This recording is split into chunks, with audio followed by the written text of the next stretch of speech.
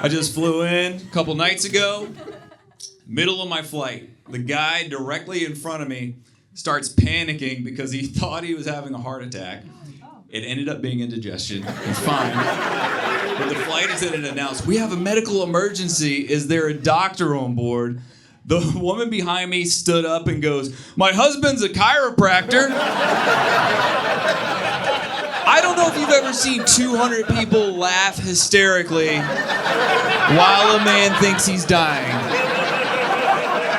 It's incredible. Even the guy who thought he was having a heart attack was laughing his ass off. He's like, "Yeah, my heart's exploding. Come crack my back, please."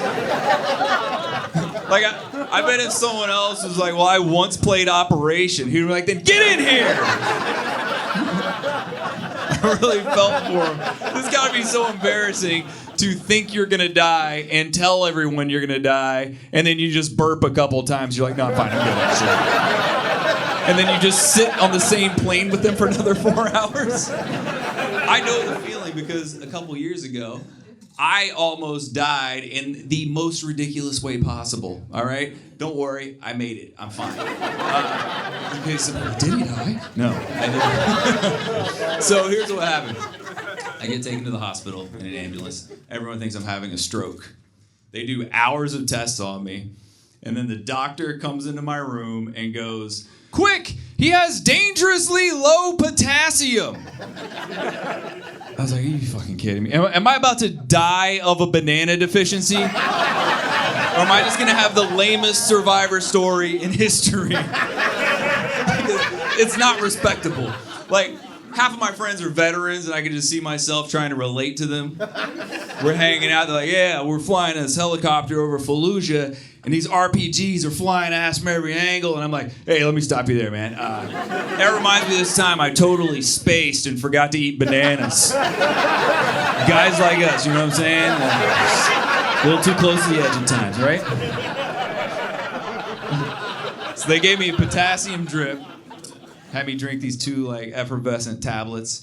I was fine in an hour, okay? So I was like, okay, this can't cost more than $4, right?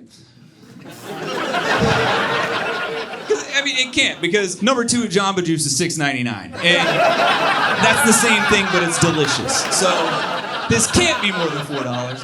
I get the bill a couple months later, $9,000 after insurance.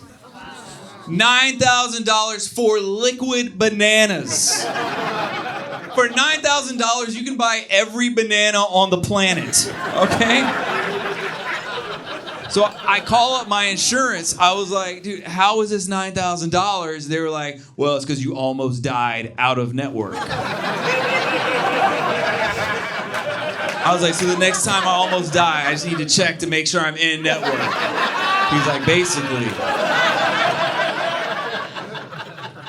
I said, "Does anyone ever not pay their bill?" And he's like, "All the time." I said, "I'm glad you're used to it then. Mark me down for never gonna pay, all right? I'll drop off some bananas if you want, but I'll pay you in potassium." The thing is, I knew from the beginning that the insurance people didn't respect me, because when I called to file the claim, the guy goes, "Sir, can you please confirm your member ID?" And then he goes, "1 number at a time." I was like, "Yeah, man, that's how I say numbers." Like, how did you think I was going to approach an 11-digit number? Only thing I can think of is there's a note on my account that's like, "This guy is going to try to say them all at once." All right? You got to step in there, cut him off at the pass. What the hell did he think I was going to do? Like I was going to read it like a word? Or like I was some person who would read a member... Oh yeah, my member ID is 13,891,612,140C. Didn't even know C was a number. Wait, I got the commas wrong. 138 billion.